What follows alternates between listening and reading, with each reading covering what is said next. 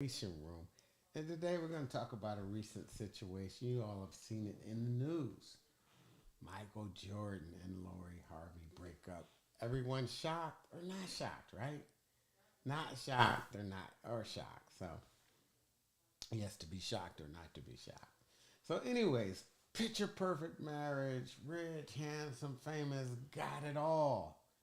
And boy, they break up. Some people are like, seem too perfect, seem staged, you know, all those things.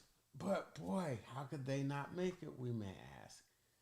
That's an okay question. The question that gets us in trouble is when we start comparing ours to theirs and saying we don't have what it takes because, boy, they got it all. I don't know. I don't know. Because I think one of the biggest things I've seen with couples in terms of superpowers isn't money, isn't fortune and fame. Friendship. Not saying they weren't friends, but friends generally make it. But I won't digress. So when we compare ourselves to others, neighbors, they got a nicer house, their grass is greener, their kids are smarter, their kids are better athletes. Boy, I bet you they got all their credit cards paid for.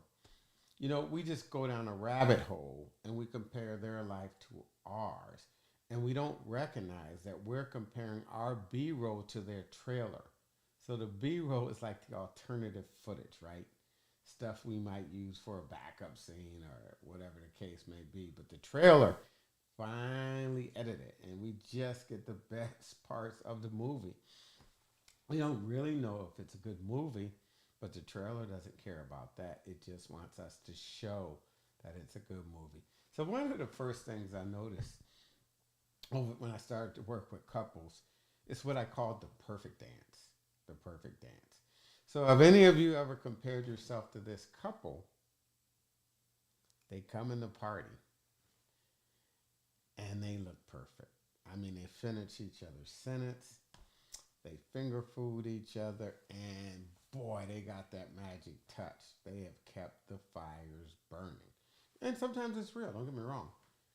Sometimes it's not. And you catch yourself comparing your life, your B roll, to their trailer. Has anyone ever had that happen? You guys go to the comments, tell me who you are, where you're from. And if that ever happened to you, I want you to go into the columns and type in B roll because you're comparing your B roll to their trailer. And I say it because I've had those couples come in. In fact, when I opened my practice and I first did, people said, "What do you do? Do you do shoots for magazines?" I said, "No, why do you ask?"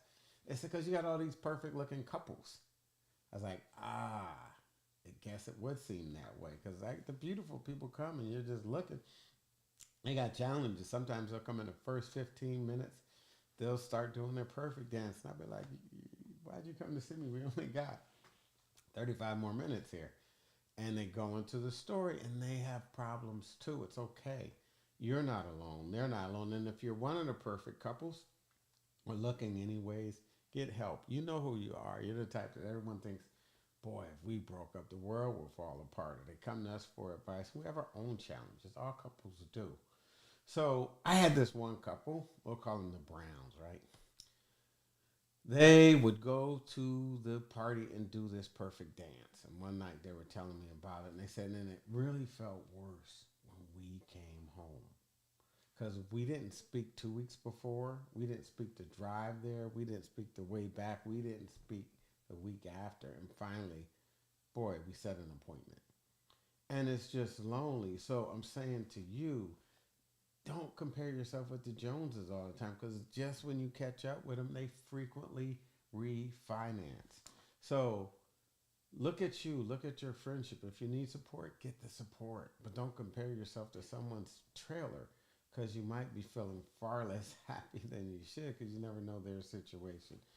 So every couple has problems. Every couple has problems. And when you get married, you just decide on a different set of problems. For example, Jack and Jill, right? Everybody knows them. They go up the hill.